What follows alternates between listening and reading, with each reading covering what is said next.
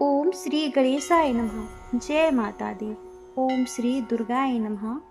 क्या आपने कभी सोचा है कि जब अधर्म अपनी सारी सीमाएं पार कर लेता है तब माँ आदिशक्ति कौन सा रूप धारण करती हैं? क्या आपने माँ काली के प्रकट होने की वास्तविक कथा सुनी है? आज हम सुनेंगे श्री माँ दुर्गा सप्तशती के 7वें अध्याय चंड और मुंड वध की वह अद्भुत कथा, जिसमें माँ अंबिका के ललाट से स्वयं महाकाली प्रकट होती हैं और दो महाबली असुरों का अंत कर धर्म की विजय का मार्ग प्रशस्त करती हैं। यदि आप माँ दुर्गा के भक्त हैं तो इस दिव्य कथा को अंत तक अवश्य सुनिए, क्योंकि यह केवल युद्ध की कथा नहीं बल्कि हमारे भीतर छिपे अंधकार और दुष्ट प्रवृत्तियों के विनाश का भी संदेश है।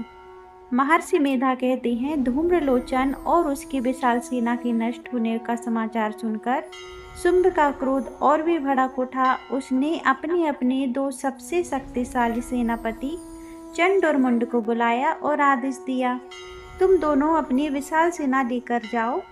उस स्त्री को जीवित पकड़कर मेरे सामने लेकर आओ। यदि वह विरोध करे तो युद्ध करके उसे बांध लाना। राजा की आज्ञा मिलते ही चंड और मुंड असंख्य राक्षसों की सेना के साथ हिमालय की ओर चल पड़े। वहां उन्होंने सिंह पर विराजमान माँ अंबिका को देखा। माँ का दिव्य स्वरूप अद्भुत था। वे मंद मंद मुस्कुरा रही थी, मानो उन्हें पहले से ही सब कुछ ज्ञात हो। लेकिन जैसे ही असुरों ने माँ को चारों ओर से घेर लिया, वातावरण बदल गया।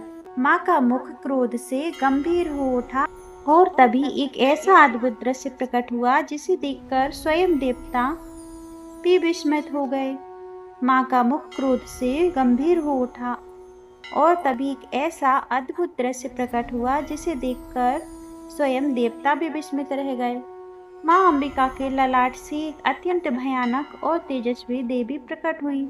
उनका वर्ण घोर काला था। बिखरे हुए केस, विशाल मुख, बाहर निकली हुई लाल जीभ, गले में नरमुंडों की माला, हाथों में तलवार और पास। उनकी आंखों की ज्वाला से दिशाएं कांप उठी। यह थी माँ महाकाली। महाकाली ने प्रकट होते ही ऐसी भीषण गर्जना की कि पूरे असुर सेना भय से कांप उठी। इसके बाद वे बिजली की गति से युद्ध भूमि में कूद पड़ी। वे एक हाथ से हाथियों को उठाकर निगल जाती, घोड़ों, रथों और सैनिकों को क्षण भर में समाप्त कर देती। किसी को अपने दांतों से चबा डालती, किसी को तलवार से काट देती, तो किसी को अपने भयंकर अट्टहास मात्र से भयभीत कर देती। कुछ ही समय में पूरी युद्ध भूमि असुरों से खाली होने लगी। यह देखकर चंड स्वयं युद्ध के लिए आगे बढ़ा। उसने हजारों बाण एक साथ चलाए, परंतु महाकाली ने उन सभी अस्त्रों को क्षण भर में नष्ट कर दिया। फिर वे वज्र की गति से चंड के पास पहुंची, उसके केश पकड़कर उसे भूमि पर गिराया और एक ही प्रहार से उसका सिर धड़ से अलग कर दिया। अपने सेनापति को गिरता देखकर मुंड क्रोध से भर उठा।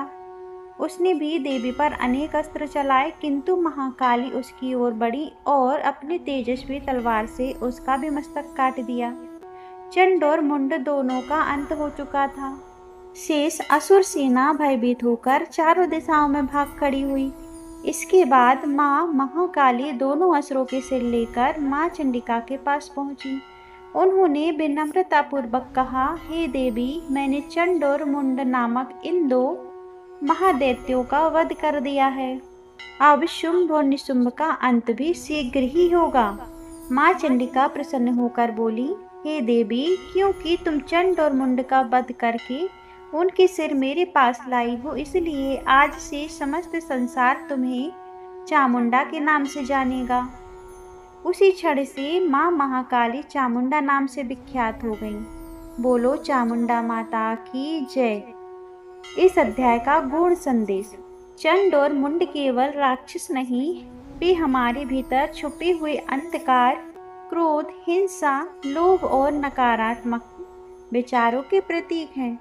जब हम सच्चे मन से माँ भगवती की आराधना करते हैं, तब माँ चामुंडा हमारे भीतर की इन सभी बुराइयों का नाश कर देती हैं।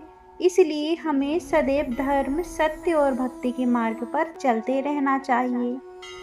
हे माँ चामुंडा, जैसे आपने चंड और मुंड का अंत किया, वैसे ही हमारे जीवन के भय, संकट, रोग, शत्रु, अहंकार और नकारात्मकता का भी नाश कीजिए।